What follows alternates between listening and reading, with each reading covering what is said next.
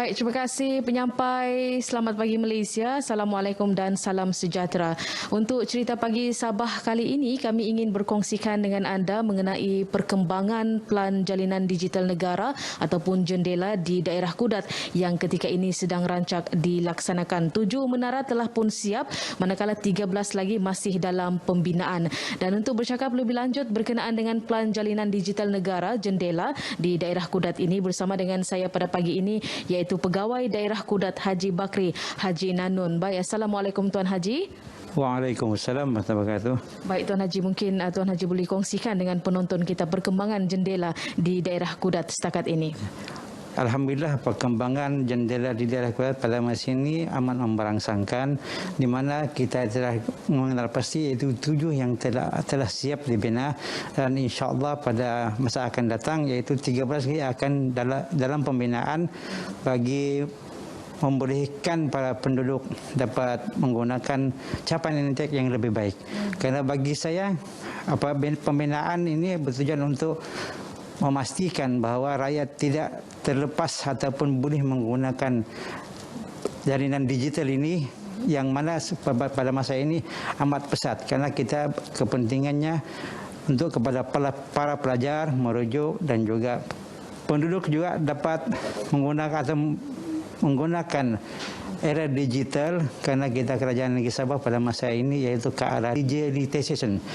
Bagi kami juga penjawat awam memerlukan capaian yang terbaik, kerana walaupun kita maklumlah pada masa ini selalunya dalam musim tengkujuh ini capaian ini perlu digunakan kerana untuk berhubung dari satu tempat ke satu tempat untuk memastikan bahawa keadaan ataupun dalam masa tengkujuh ini para penduduk dapat diberitahu atau diwar-warkan mengenai keselamatan mereka dalam musim tengkujuh ini. Baik, jadi Tuan Dio, setakat ini bagaimana dengan capaian internet setelah 7 menara dan 13 lagi masih dalam pembinaan ini?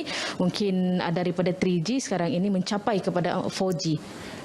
Alhamdulillah, setakat ini untuk di bahagian Kudat ini capaian 4G amat baik, kerana kita terutamanya di dalam bandar kita dapat menerima ataupun dapat mengenal pasti apa-apa yang telah diwar-warkan oleh pihak kerajaan, terutamanya dari segi pandemik COVID-19, juga begitu keadaan cuaca di Malaysia, dan juga dapat memberitahu kepada mereka supaya dapat kesiapsiagaan para penduduk untuk mengharungi ataupun menghadapi musim tengkujuh, terutama pada masa ini adalah monsun timur laut.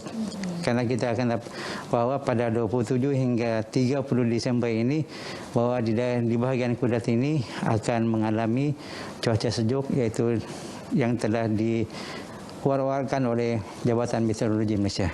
Baik, jadi harapan Tuan diolah kepada seluruh lapisan masyarakat di daerah Kudat. Pada masa ini kita telah kenal pasti bahawa 13 lagi menara akan dipasang di bahagian Kudat ini, bertujuan untuk memudahkan para penduduk mendapat informasi daripada pihak kerajaan mengenai persediaan mereka untuk menghadapi monsun timur laut. Keinginan saya agar menara ini dapat dibina untuk memudahkan pihak penduduk di bahagian Kudat ini terdiri pada 2 daerah kecil, iaitu pejabat di daerah Banggi dan juga daerah Matunggung. Jadi saya fikir itu sajalah kita mengharapkan agar dapat diteruskan, kerana kerajaan negeri pun telah memperkenalkan ke arah penggunaan digital. Saya fikir itu saja. Baik, terima kasih. Baik, saudara, itu dia bersama dengan Pegawai Daerah Kudat.